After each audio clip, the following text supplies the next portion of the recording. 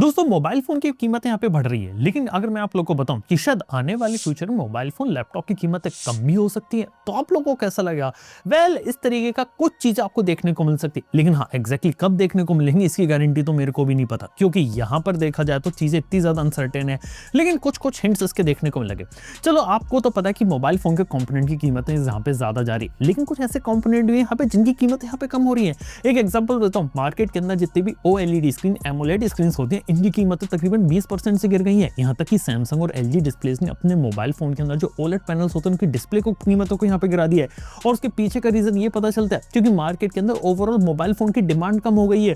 Companies ने तो ढेर सारे डिस्प्ले बना दिए, लेकिन उसको खरीदने के लिए जो बायर्स थे वो कम हो गए, जिस वजह से उन्हें यहाँ पे रेट गिराना पड़ रहा है। जिस वजह से जो अपकमिंग आईफोन आने वाला है उसके अंदर भी जो डिस्प्ले पैनल लगेगा उसका जो प्राइस होगी वहां पे कट गया हो गया। यानी कि सीधी बात है कि जो डिस्प्ले पैनल्स होते हैं जो मोबाइल फोन के अंदर यूज होते हैं उनकी कीमतें यहाँ पे थोड़ी सी गिरी है। लेकिन अब देखने वाली बात है कितनी कंपनी सस्ते डिस्प्ले पैनल को यूज करके कीमतें पास ऑन करती है अपने कंज्यूमर्स के लिए। अगली इंपॉर्टेंट चीज है कि यहाँ पे मोबाइल फोन के अंदर कैमरा सेंसर लगता है, उसकी कीमतें भी गिर रही है क्योंकि कैमरा सेंसर की डिमांड गिर गई और उसका स्टॉक पहले से पड़ा हुआ है। और स्टॉक आप कैसे बेचे, जो कैमरा मॉड्यूल सेंसर्स होता है उसकी कीमतें गिर रही हैं। इसके साथ ही जो वाईफाई 7 की चिप होती है, यानी कि RF मॉडेम होते हैं, 5G के मॉडेम्स होते हैं, उनकी डिमांड यहाँ पे गिर रही है। और जो RF एंटीनास होते हैं वो, और यानी कि बात करें वो कंपोनेंट जो मोबाइल फोन में लगते हैं लेकिन डेटा सेंटर में यूज नहीं होते, उनकी कीमतें गिर रही हैं। इवन यहाँ पे मैं बता सकता हूँ मोबाइल फोन के अंदर बैटरीज की कीमतों के अंदर ड्रास्टिक चेंज आए। इवन सिलिकॉन कार्बन बैटरी जिनकी battery capacity 6000 mAh and above है, उनकी प्राइस में पिछले कुछ महीनों में तेजी से यहाँ पे रिड्यूस हो रही है। यानी कि सीधी बात है कि कई सारी कंपनीज ने मोबाइल फोन के कंपोनेंट तो बहुत सारे बना लिए थे, ये सोच के कि कई सारी जो बड़ी बड़ी कंपनीज होती है वो इनसे खरीदेंगे, लेकिन जब मेमोरी की कॉस्ट इतनी ज्यादा होगी तो सब कंपनीज आज के समय कट बैक कर रही है, जिस वजह से इन कंपनीज के पास एक एक्स्ट्रा माल पड़ा हुआ है जिससे वो सस्ते रेट के अंदर यहाँ निकाल रही है। तो क्या लगता है, क्या मेमोरी प्राइसेस के साथ साथ ये चीज इसको बैलेंस कर सकती है?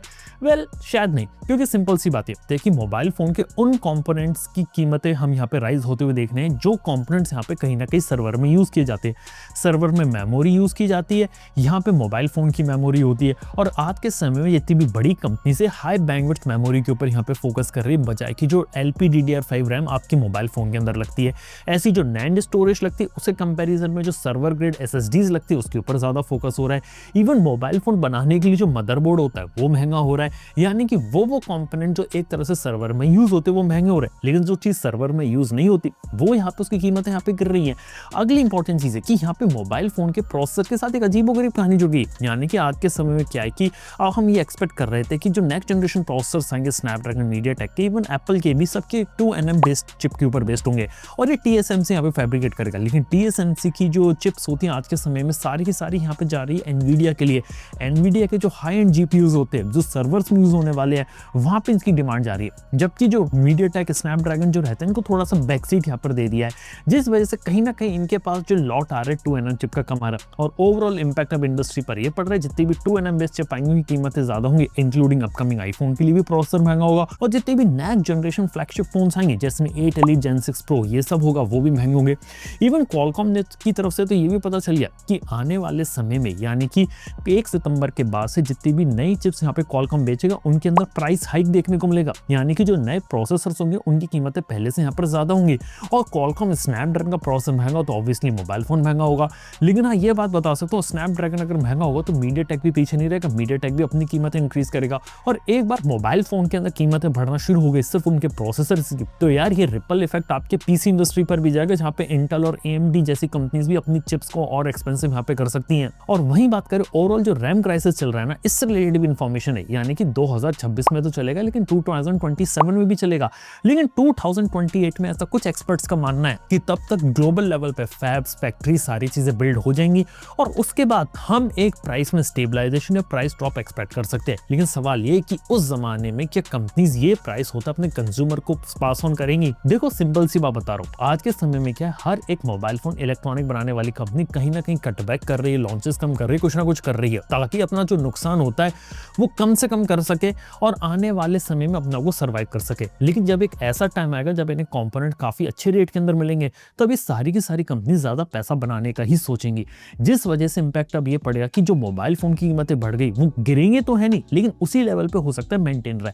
और हाँ ये भी सुनने में आए कि शायद अक्टूबर-नवंबर के बाद कीमतें और ज्यादा इंक्रीज हो सकती है मोबाइल फोन और इसकी। और आप यही देख सकते हो कि कैसे मार्केट के अंदर 20,000 रुपए में आपको 4GB रैम वाले फोन देखने को मिल रहे हैं, 15,000 रुपए में आपको 4G का मोबाइल फोन देखने को मिल रहा है। लिटरली कहानी ये चल रही है स्मार्टफोन इंडस्ट्री की नहीं। और हाँ, अगर हम लोग बात करें तो इससे एक लेवल ऊपर यहाँ पे चाइनीज काफी ज्यादा स्ट्रॉन्ग तरीके से काम कर रहे हैं, जैसे कि CXMT हो गई या YMTC जैसी कंपनीज हो गई। CXMT आज के समय में रैम बनाने पे बहुत फोकस कर रही है और ये फैक्ट्रीज ओपन कर रही है चाइना के अंदर, जिसके अंदर तेजी से और हाई क्वांटिटी में LPDDR5 रैम और DDR5 रैम को इंट्रोड्यूस किया जा सके और सस्ते रेट के अंदर निकाला जा सके। इवन YMTC जैसी कंपनी SSD के अंदर रखने वाली जो NAND स्टोरेज होती है वो यहाँ पे बना रही है, जिस वजह से मोबाइल फोन लैपटॉप के अंदर स्टोरेज यहाँ पे प्रोड्यूस कर सके। हालांकि एक छोटी सी बात है कि आज भी ये कंपनी की जो टेक्नोलॉजी है ना, ये उस लेवल की नहीं जैसे टॉप मैन्युफैक्चर जैसे SK हाइनिक्स, माइक्रोन या सैमसंग प्रोवाइड करते हैं, इसलिए हाई बैंडविड्थ मेमोरी के अंदर तो कम्पीट नहीं कर पाएंगे। लेकिन LPDDR5 रैम या फिर जो SSD UFS स्टोरेज होती है ना, वहाँ पे तो ये कम्पीट कर सकती है लोग। लेकिन एक छोटी सी बात है कि इनिशियली इन लोगों ने चाइना की कुछ कंपनी से अपने प्रोडक्ट उतारे और बेंचमार्किंग से पता चला कि अभी भी सब स्टैंडर्ड क्वालिटी है और क्वालिटी उस लेवल की नहीं है जिस लेवल की आपको माइक्रोन या SK हाइनिक्स यहाँ पर देता है। लेकिन हो सकता है कि आगे चल के इनकी क्वालिटी यहाँ पे इंप्रूव हो जाए। लेकिन अभी के लिए सिर्फ चाइनीज कंपनीज के ऊपर फोकस कर रहे हैं, चाइना के बाहर एक्सपोर्ट नहीं कर रहे।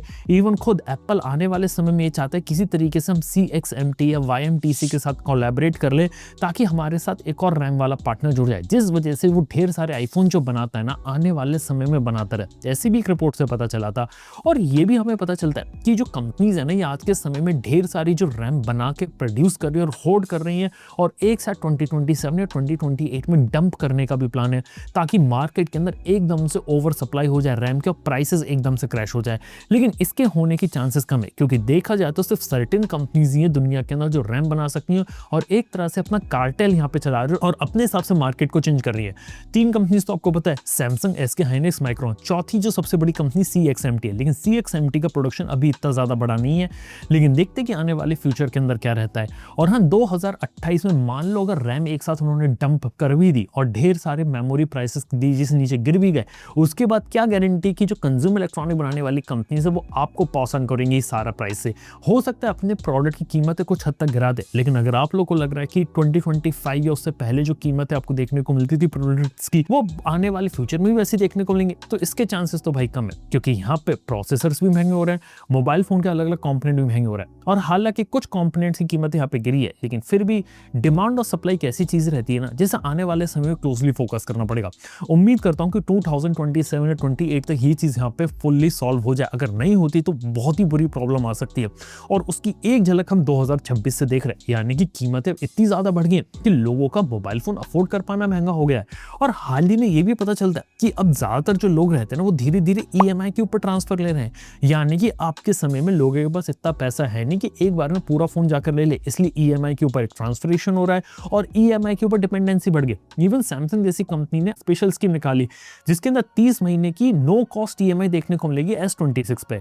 अब 0 डाउन पेमेंट पे 30 महीने की मान रहे हैं, लेकिन 30 मंथ्स का मतलब होता है 2.5 साल। अब 2.5 साल तक लगभग 4,000 रुपए पर मंथ आप पे करते रहोगे 30 महीने तक। लिटरली इससे अच्छा कहीं SIP अगर कोई कर लेगा तो उसे बेटर रिटर्न मिलेगा, क्योंकि 30 महीने बाद फोन तो आपका होगा, लेकिन वो ऑलरेडी 2.5 साल पुराना हो चुका होगा, कई अपडेट्स उसके अंदर निकल चुके होंगे और उसके बाद आप ये सोचो कि 2.5 साल मैंने फोन चला ली, चलो अब दूसरा फोन यहाँ पे अपग्रेड करता हूँ। तो यार ये लूप में साइकिल यहाँ पे चलेगा और डेफिनेटली जो EMI वाला ट्रैप होगा ना, जिस कीमतें ज्यादा बढ़ रही तो EMI वाले ट्रैप से ना लोग इसके ऊपर ज्यादा ट्रैक्ट होंगे और ज्यादा से ज्यादा लोग फिर EMI का यूज करके फोन खरीदने, क्योंकि ऑब्वियसली नगद में फोन खरीदने की लोगों के पास इतना पैसा है ही नहीं, क्योंकि जिस तरीके से कीमतें जा रही है।